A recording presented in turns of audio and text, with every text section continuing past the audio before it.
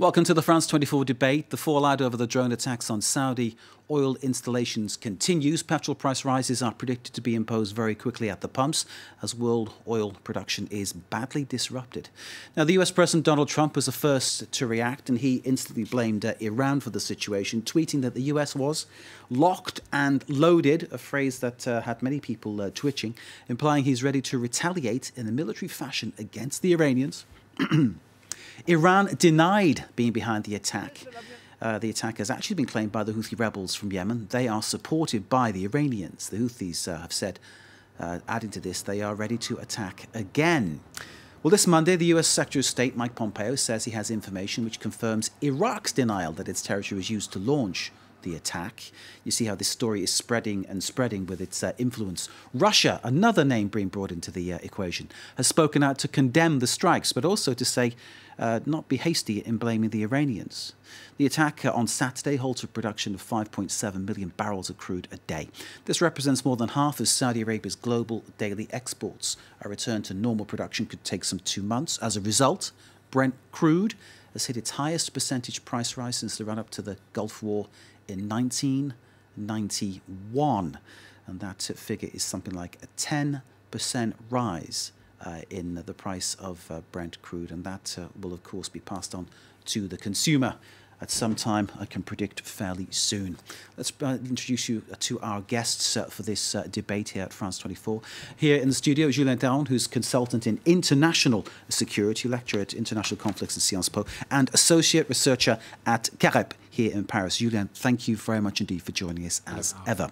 Joining us from afar, we have three guests in no order of preference here. This is just how it fell on my studio notes. In studio in Tel Aviv, rather, Ofer Bronstein, who's president of the International Center for Peace in the Middle East. Ofer, thanks for being with us.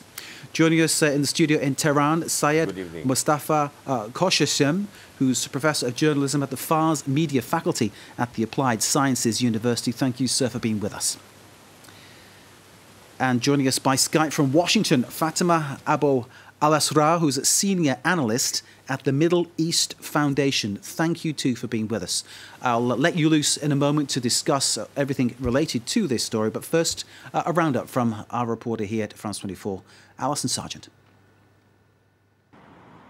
Half of Saudi Arabia's oil production up in smoke after the drone attacks targeting its largest processing plant and a major oil field.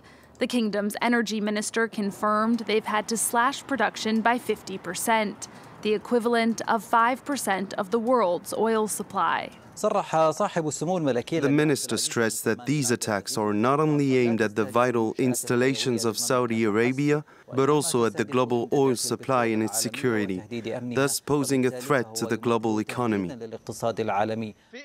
The attacks were claimed by Yemen's Houthi rebels, who are backed by Iran.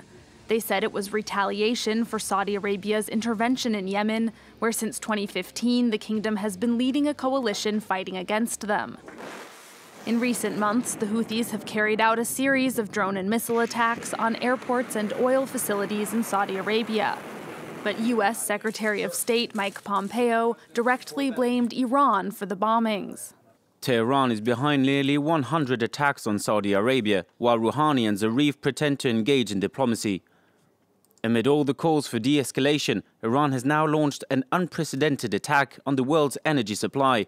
There is no evidence the attacks came from Yemen. Saudi Arabia's northern neighbor, Iraq, has denied suggestions that the drones were launched from pro-Iranian forces on their territory. Iran, meanwhile, responded to the U.S. accusations, calling them blind and meaningless. Alison Sargent and Cole Stangler with that roundup. Let's begin our debate by bringing in Fatima Abu Al-Asra, senior analyst at the Middle East Foundation, joining us live from Washington. Fatima, I hope you can hear us. We're having some problems with other guests. We'll bring them in as and when we're sure we can connect to them. But I know I can see you now. It's great. And I hope you can hear me. In terms of what Donald Trump has said about being locked and loaded, I mean, clearly that made lots of people sit up and take notice and be concerned about what might happen next. Do you think the president might revise what he said?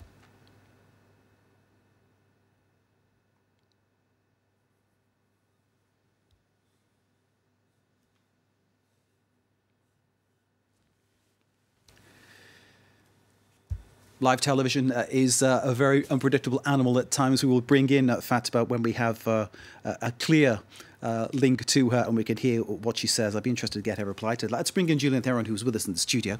And as I can see you, I know I can hear you, sir. Can I put the same question to you? When Donald Trump came out with that phrase, locked and loaded, I mean, certainly I said it and thought, good heavens, what does he mean? It's a bit complicated for Donald Trump because, indeed, like you underlined it, locked and loaded, it's a kind of threat, diplomatically speaking. It means that he's ready to act.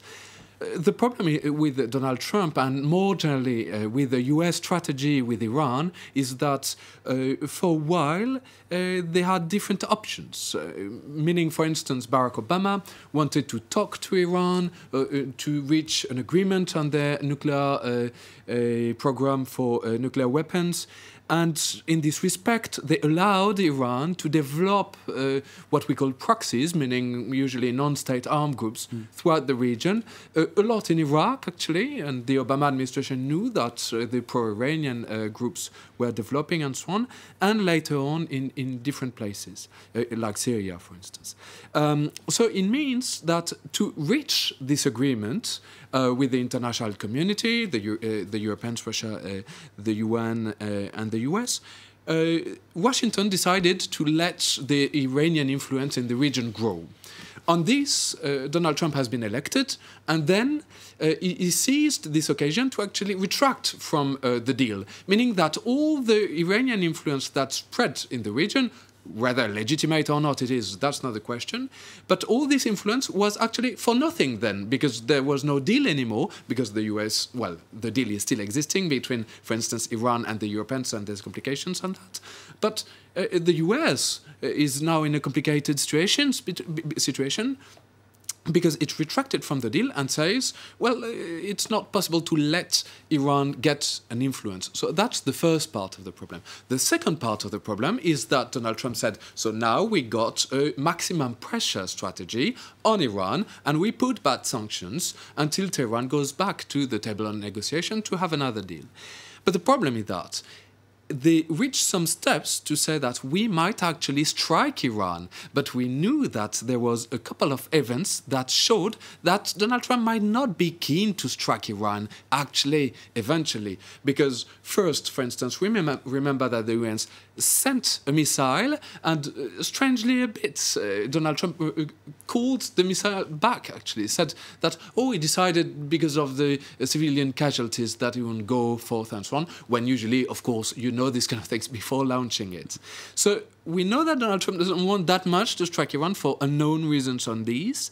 And the other element is that he actually fired John Bolton, who was the hardliner on Iran. So you see, he wants to play the hardline to appear unlike Barack Obama, that he disliked quite much. And on the other side, reaching classical physical war with Iran is a bit tensed, of course. Julian, thank you very much indeed. Let's bring in Fatima Abu al-Asra now, joining us by Skype from Washington, senior analyst at the Middle East Foundation. Fatima, I hope you can hear us now, and I hope most of all we can hear you, because your thoughts and opinions are what this is all about. Julian Theron there from Carep here in Paris was responding to the question I put to you earlier about locked and loaded, that phrase that Donald Trump used. Do you think if we could wind back the clock, Donald Trump maybe would have been advised to use different words? So much of what's going on, Mark, is about rhetoric, because no one can afford to take action here besides Iran. So Trump definitely has to offer what he can say right now, which is a strong stance against the belligerent attack that the Iran or its militias have conducted overseas. Now, in terms of the action, I think this is where he's going to face problems, because Trump does not have enough support in the United States to actually go ahead and do something about the attacks, especially that he would be immediately perceived as protecting the Saudis in what looks like a regional problem. But I think a lot of people do not understand that it was the United States that actually led in this escalation when it had cut the Iran deal, and its regional allies in the Middle East are suffering the consequences. So I think at this stage, we're just going to see an escalation in rhetoric, but not necessarily in action. Fatima, bear with us. Quick reply from Julian.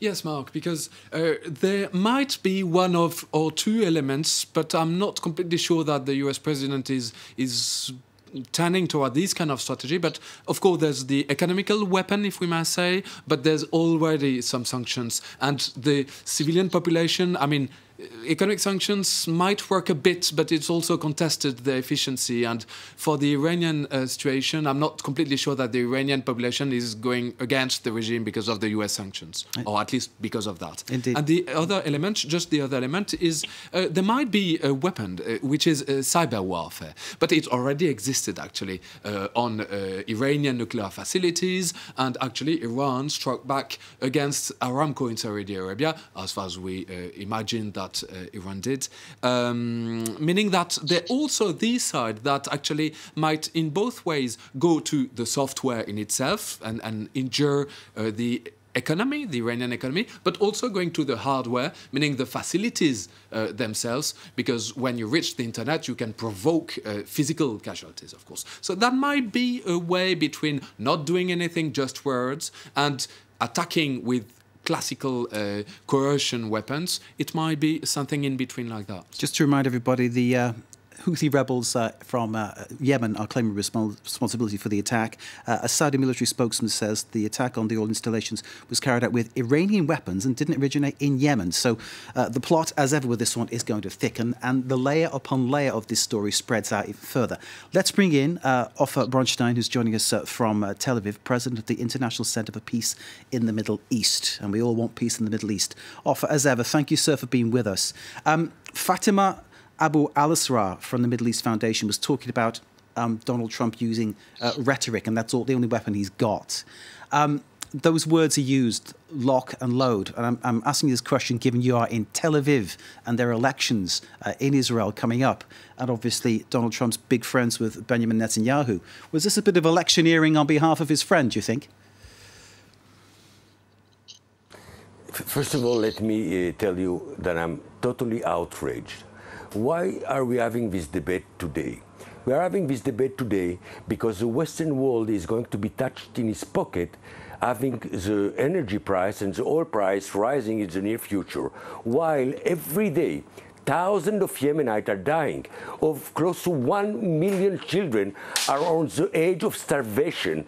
A country like Yemen is being destroyed, but nobody cares. When it came to the price of oil, we all of a sudden we all wake up and we are all concerned by it. This is outraging. Now, about the leadership in the region, you know, you have three kinds of leadership in the region. You have the bad one, the very bad one, and the very, very bad one. They are all pyroman. They are all playing with fire. You know when you start, you never know when it will end. And I'm very concerned. The Iranian regime is being squeezed. The Americans did not respect their deal. They did not respect something that they signed. The international community is trying as much as they can to stick to the deal signed with Iran a few years ago. For President Rouhani and for the Iranian regime to declare in the last few days that they are willing to meet the president of Big Satan. Since the revolution in Iran in the 70s, the two main enemies of Iran was the Big Satan, United States of America, and the small Satan, Israel. For the regime, this regime, terrible regime, to accept a meeting with the leader of the Big Satan, that means the Iranian regime is totally squeezed. The economical situation is catastrophic in Iran. The sanctions are having a very strong toll on the Iranian. The Israelis in the last few months are attacking Iranian presence in Syria and in Iraq. We are in the edge of a very, very difficult situation. For the foreign minister of Iran to come to the G7 2 weeks ago in France was a big step, knowing that the Americans are there. So we have to be very, very careful. And what I would like to see is for the international community, you know who is benefiting from all of that? Not only is the price rising and whoever is selling oil, but whoever is selling weapons for the last years. The Russians are selling weapons, the Americans are selling weapons, the French are selling weapons. Everybody's selling weapons for millions of dollars, while the people of the region are suffering, are starving, are dying. Enough, it's enough. One day, someone will ask us, where were you when it happened? I'm very afraid of what may happen in the next few days. We never know when this kind of fire can take us. It's time for the international community to be very firm and to stop it. To stop it. It's not only about money, it's not only about weapons, it's not only about interest, it's about people's life. So I hope that the UN, the European, the Russians who are meeting now, very Iranian, today with the Turkish, are going to put pressure on the Iranian, on the Saudis, and to calm down. We are on the edge of a catastrophe. I don't know what will happen in the next few days, and I'm very, very concerned. Offer Bronstein, thank you very much indeed. The only thing I would take issue with was reporting of Yemen, and just sort of blow our trumpet a little bit. We've reported extensively about the situation in Yemen, and we will continue to do so, and I agree with you. Not enough can be said about a situation where so many people are at threat and losing their lives. Thank you. I completely agree with you on that, sir, completely. That brings us to the end of part one of this debate. Short break, news update, and then the rest. Part two to come. Stay with us.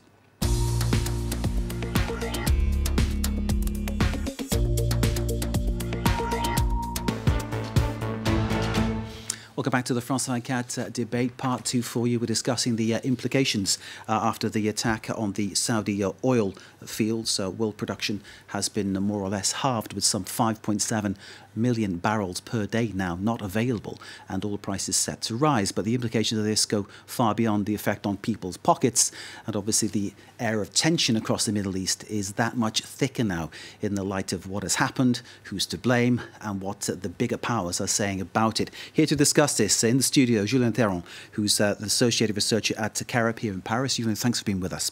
We're joined from afar by Offer Bronstein in Tel Aviv from the International Center for Peace in the Middle East. Offer, thanks for being with us. In Tehran, Syed Mustafa Khoshissem, who's Professor of Journalism at the Fars Media Faculty, Applied Sciences University. We'll join you in a moment, sir. Thank you for being with us.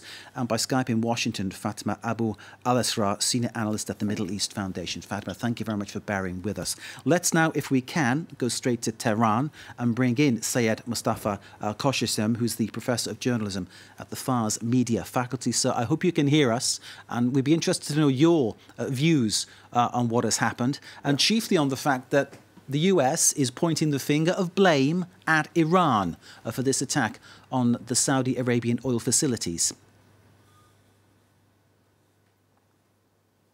Hello, and thanks for having me. Well, the claim has been raised against Iran in the backdrop of so many lies that have been told about Iranian involvement in and arms shipment to the Yemenis. We do remember that the United States officials were, raising similar claims about the dispatch of Iranian ballistic missiles or parts to the Yemenis for quite a long time, and despite all the hilarious show that was staged by Nikki Haley, even NATO allies and many others did not buy what they claimed in Washington.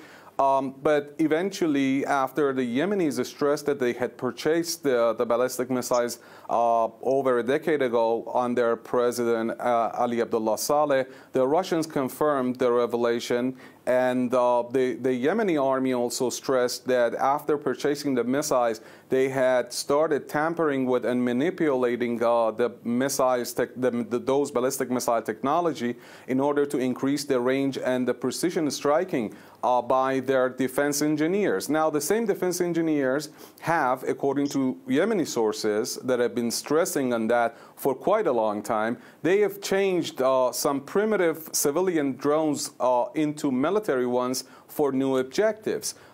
Just the other night, a military analyst, a Saudi military analyst, appeared on the Russian media to stress that all the sophisticated technology and air defense shields that they have bought from the United States have failed to intercept these Yemeni drones because they are primitive ones and they cannot be intercepted. So altogether, the problem here is that the United States is raising claims without any shred of evidence to corroborate the claim.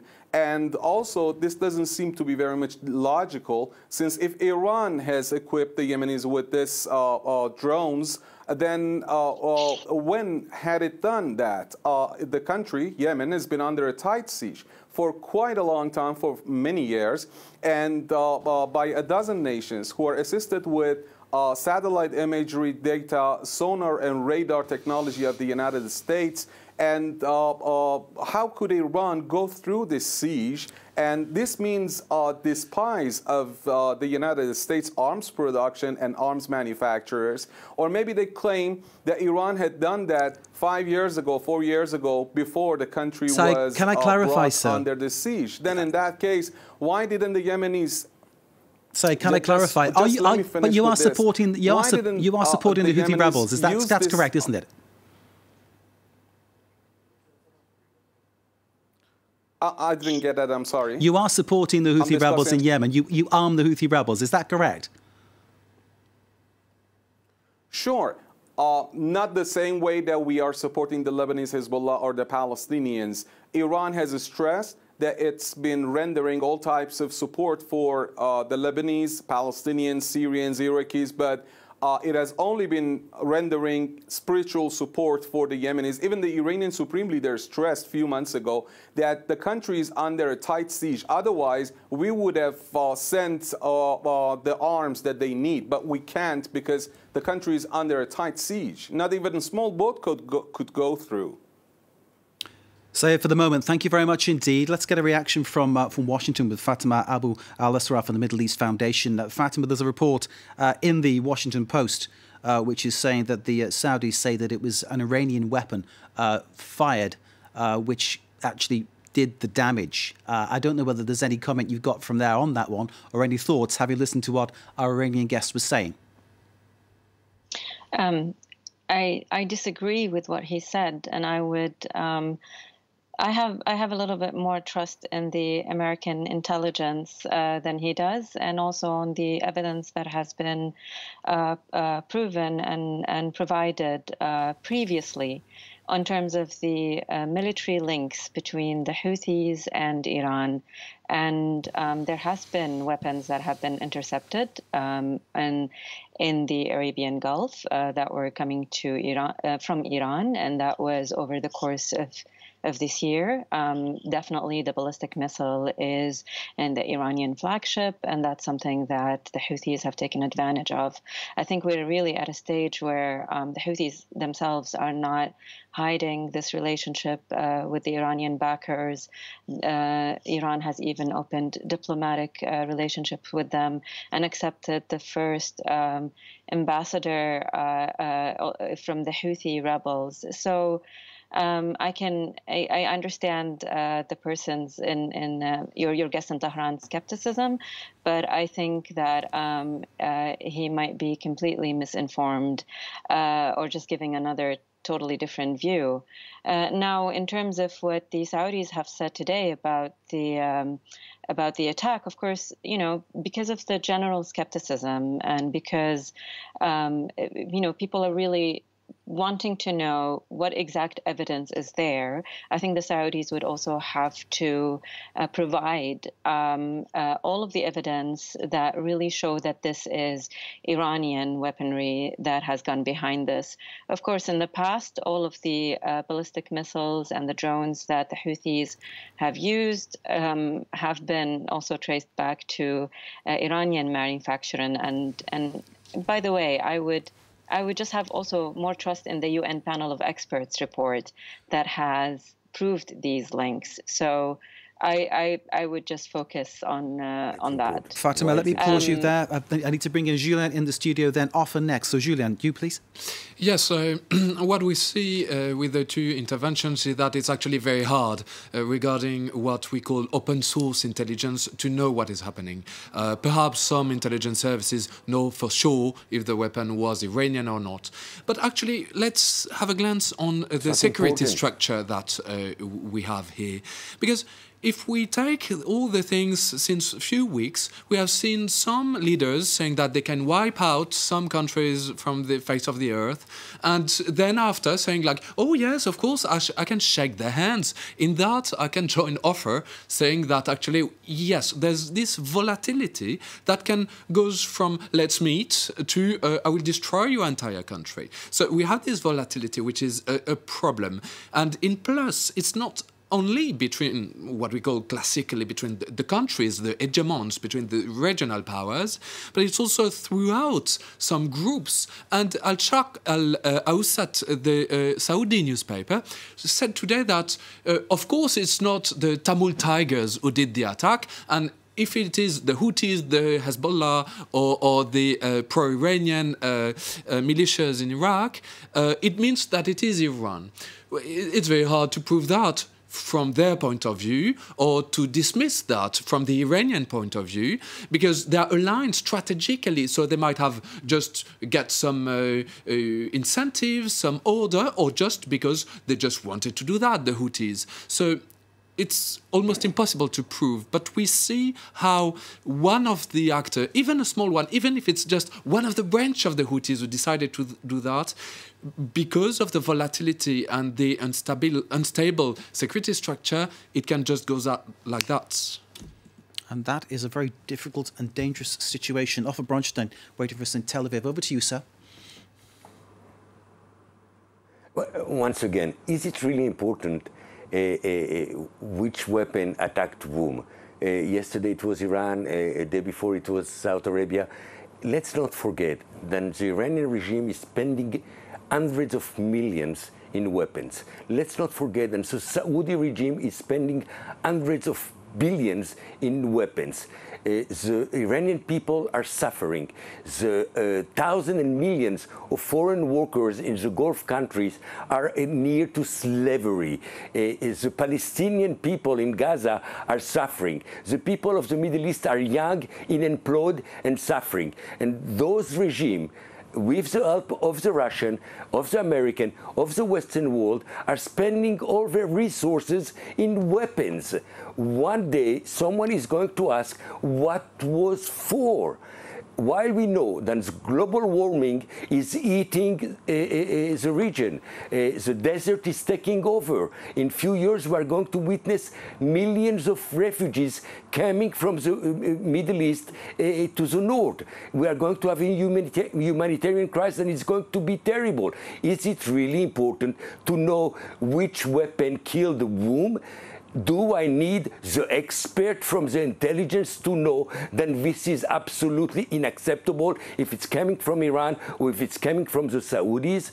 What we need, it's true. Listen, we know in Israel, and it's why the Israelis are attacking Iranian target in the last few weeks in Syria, in Lebanon, and in Iraq. We know that the Israelis don't want an Iranian presence in the Middle East. I am afraid that tomorrow or in 2 days, the Iranians are going to push the Hezbollah to attack Israel. Israel will respond. The Lebanese people are going to suffer from it. We don't know where it's going to take us. Once and for all, while the challenges that we are facing of global warming, of poverty, of ignorance in the Middle East, we are wasting all our resources in buying more weapons. In 10 years, in 5 years, we won't be forgiven. It won't be forgotten, and we're not going to being forgiven. I do believe that it's time for the Russian. You know, I'm very glad that the American president is barking, but he's not biting. I'm very glad that he asked Mr.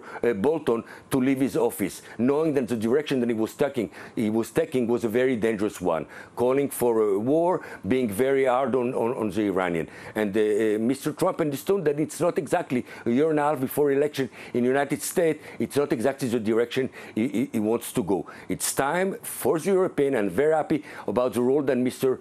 President Macron was playing and is playing in the last few weeks. It's time for the Russian, it's time for the European, it's time for the Chinese, it's time for the American to get together and to say enough, it's enough. We need these resources for the well-being of the people of the Middle East who are suffering.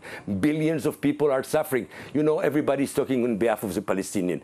1.5 million Palestinians are living in a terrible situation in Gaza. Who is doing something about it? And we are talking about in the name of Palestine. The Palestinian Authority is agonizing because we don't receive neither Israeli help, neither American help for the last year. Who is doing something about it? What are we looking for? A catastrophe in the Middle East? An increase of the war in the Middle East? For hundreds of thousands of people to die in the Middle East? For us to wake up and to stop it? Enough, it's enough. It's time for the superpower, for the UN to get together and to stop it. Mark. Nobody knows what this war is for. Nobody knows what this war in Yemen is for. For Bronstein, I need to pause you there. I really hope that we are going to wake up and stop it. Arthur, I need to pause you there. You've made your point very, very forcefully and very clearly. We don't know what this war is for, talking about the situation in Yemen, and I think many people would share your point of view. I noticed Fatima wanting to contribute there. Before I bring you in, Fatima, let me go first to Tehran to get a reaction from Sayed Mustafa Koshesem, who is still with us. Sayed, one is wondering what Iran actually wants. Can you give us, in a nutshell, what Iran wants out of this current situation? Well, Iran has been stressing very often that it wants peace. It encouraged the Houthi Ansarullah movement to strike a deal, peace deal, and attend peace talks with the Saudis when they were attending talks over the Hodeidah port. The problem here is that the Saudis do not want to get rid of this quagmire that they have made, and they've been killing innocent people, and there is no one to stop them. Why has the United States sold them several hundred billions of dollars of arms? And again, they are in this region, and they are trying to increase the pressures on Tehran in order to force Tehran under the sanctions as well as the military threat to take part in the talks. Another point here is the Israelis. Now, when we think about the Israelis, what are they doing? They have been bombing not just Syria. Nowadays, they have been bombing the popular forces in Iraq. They are escalating the situation, unfortunately, and they are setting fire to the whole region. Remember, when Iran was under threat by the United States and shut down its hostile military drone, Hezbollah never pointed its missiles at Israel. It never bombed Israel. It never launched any missile at Israel because Hezbollah, Palestinians, and others, they are Iranian allies, not puppets or proxies of Iran. They never receive orders from Iran. They think for their own country's best interest, but they are allies of Iran, and Iran supports any movement that needs help when it comes under attack by armies that are armed to the teeth. Syed, I need to pause you there. Syed, I need to pause you there and bring in the other guests. Thank you, sir. I need to stop you. Syed, thank you very much indeed. Fatima Abu Alastar, over to you. Oh, sorry. May I say something? Quickly, you offer. Go ahead, Offer, and then you, Fatima. Offer first. Go ahead. I would like to address my Palestinian. Quickly, please. To address my Iranian friend in Tehran. Quickly, please. I don't believe that our leaders, neither yours or ours in Israel, are going to do the right thing in the near future for the two people to get together. I want to remind you, one of the biggest Jewish communities in the Muslim world is in Iran today, 25,000 Jews. One of the biggest Arab and Jewish from Muslim countries is in Israel. We have a very big Iranian community. Maybe it's time for your civil society and my civil society to push our leader for negotiation, to push our leader for talking. Maybe it's time for you and for me to meet. Maybe it's time for artists from Iran and artists from Israel to meet. Maybe it's time for business people from Iran and business people from Israel to meet. Let's not wait for the politician. Let's take one step forward, because one day, as it was before, Iranian and Israeli will have to live in peace. We'll have to live in peace. Let's do it, you and me, and also others who are behind us. Open invitation there to you, Syed. Have a think about that. Fatima, now let's hear from you. May I answer? Oh, Can I have an answer? Okay, go ahead. Yes, please. Sorry, Fatima. Go ahead, Syed. Well, the problem here is that as long as the Israelis, as long as the Americans are killing people, not just Muslims, but non-Muslims, even Jews and Christians across the region. They are bombing everyone. They are butchering Palestinians in Gaza. So that has to stop, They have been killing Iranian scientists. They are Iranian citizens. Of course, there won't be any kind of talks as long as you're living in houses that you've been killing Palestinians, shedding their blood, and then kicking them out of their land, and then because you are killing also Iranians as well. So answer his question. Will you meet with him? Are you willing to meet with me to end it? It's an unfortunate fact that you are willing to meet with me to end it? You have done not just killing. You have done cyber attacks on Iranian facilities, not just nuclear ones, but also the infrastructure. I'm thinking about Stuxnet This is now. what the Americans have claimed. This is what the Dutch, the British, everyone is saying. They are doing every kind of harm that you've answered, I think. You've replied, although not answered the question. Let me pause you, sir. There won't be any hope for peace. Let me pause you. Let me bring in Fatima. Finally, Fatima, over to you. I'm sorry to take such time, but over to you, Fatima. Okay. That's all right. I completely appreciate Mr. Offer's Bronstein offer for peace. And I think this is where we should be heading for.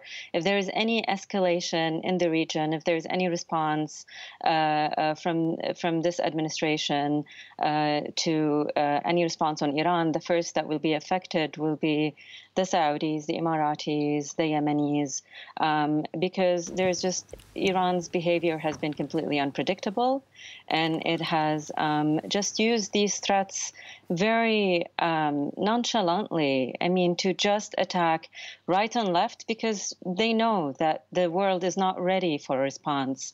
And I just want to say that in terms of thinking about peace, and especially in Yemen, as a Yemeni American myself, and as someone who advocated for peace, we have given the UN envoy all, the mandate, the power to talk to the Houthi rebels and to try to come into an agreement. And there isn't any action that they are currently taking where it serves the peace process. The escalation that occurred by the Houthis have coincided with the American sanctions on Iran. So there's no way that you can tell me that they are not acting as a proxy for Iran and to further their own interests. All what the Houthis have been doing in terms of the escalations inside Yemen and also on Saudi Arabia was just coincided completely with the rejection of the Iran deal by Trump and so on and so forth. There has been even further local fights within Yemen, within the area of Dalia, where Houthis are trying to go back and try to take areas that have been liberated, but they're so close to the Strait of Bab el-Mandeb, where I think they want to give Iran a way to control the Strait of Bab el-Mandeb. So there are so many internal dynamics. Yemenis are being affected by every single decision that it's happening out there. Fatima Abu Al-Sra, I need to wrap you up there. Thank you very much indeed. Thank you to Offer Bronstein. Thank you to Syed Mustafa Khoshasem, also joining us there from Tehran. I would like to meet my Iranian friend one day. Let's hope that will happen, sir, and we'll be there to film it too. Thank you, sir, very much indeed. Time now for our Media Watch.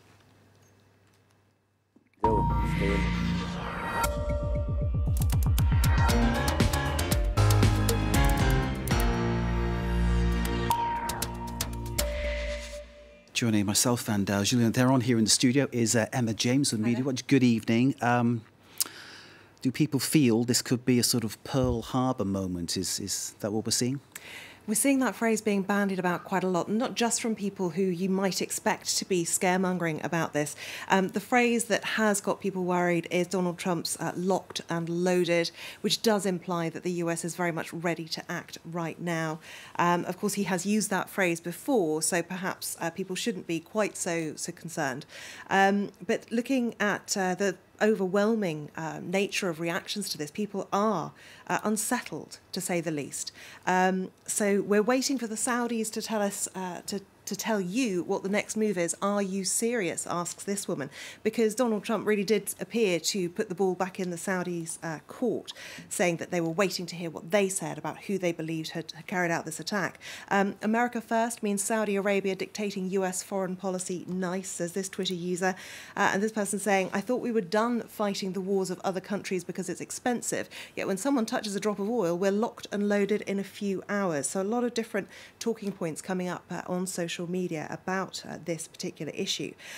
With the National Security Advisor John Bolton gone, some are asking questions about where exactly Donald Trump is getting his advice from now.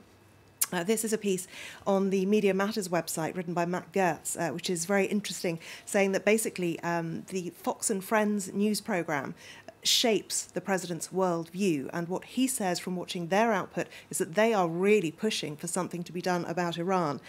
Some of the quotes from presenters include, I think this cannot go without retribution. They've provoked us before. What stops it from happening here? We've got to protect the world's oil supply.